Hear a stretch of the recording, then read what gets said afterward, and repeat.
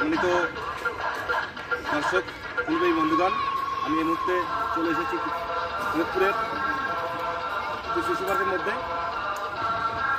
এখানে আপনারা দেখতে পাচ্ছেন প্রচুর পরিমাণে চন্দ্রমল্লিকা ফুল ফুটে আছে। এখানে কোনোটি সাদা, কোনোটি হলুদ টকটকে, কোনোটি লাল, আবার মেজেন্টি কালার, এখানে কোনোটি গোলাপি কালার। এখানে খুব মনোমুগ্ধকর ফুল ফুটে আছে।